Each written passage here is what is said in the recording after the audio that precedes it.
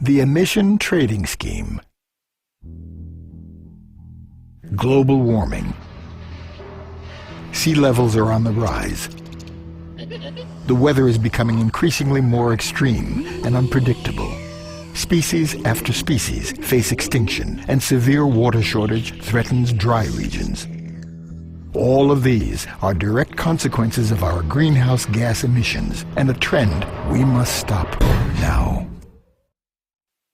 Tradable carbon units are one of the most effective weapons in the battle for a better environment.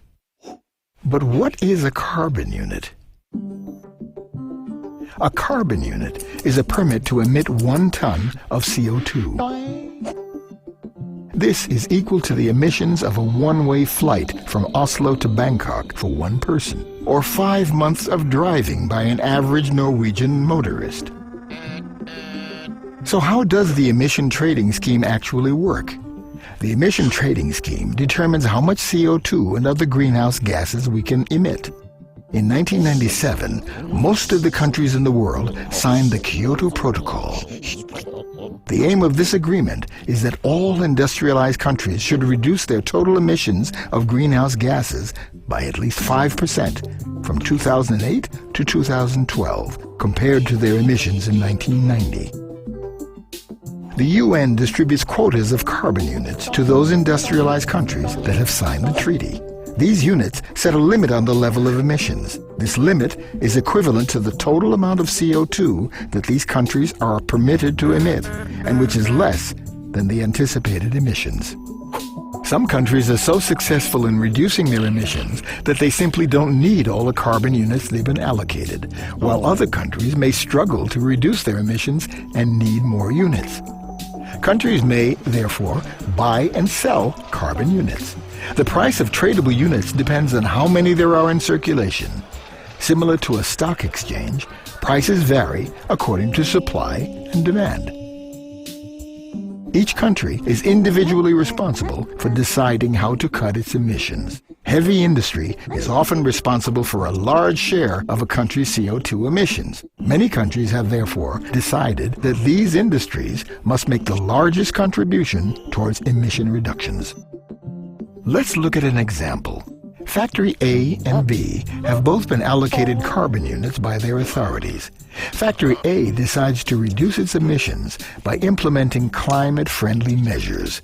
Their reduction efforts are in fact so successful that they have carbon units to spare. These can then be sold. Factory B, on the other hand, is unable to reduce its emissions and has to buy carbon units, from Factory A, for instance. However, Factory B can also cover its emissions by investing in CO2 reducing measures in Factory C, which is located in a developing country. Although this country does not have any obligations under the Kyoto Protocol, the UN can still approve the emission reductions and give Factory B carbon units equivalent to the reductions in Factory C. So, regardless of whether Factory B buys units from Factory A or C, the result is reduced emissions. But what part can I play in all of this? Some people pollute more than others. Worldwide, the average person emits around 4 tons of CO2 a year.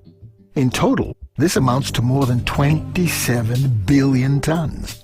As an individual, you're not part of the emission trading scheme. However, you can still contribute by offsetting your own private emissions. Several public and private websites allow you to both calculate and offset your emissions. The Norwegian government has established a voluntary carbon offset scheme where the units you buy are deleted from the official trading scheme. For every ton offset, there will be 1 less unit available in the UN's emission trading scheme. As the price of units increases, it pays for the industry to work harder at reducing emissions. In other words, polluting becomes more expensive. Imagine if all Norwegians did the same.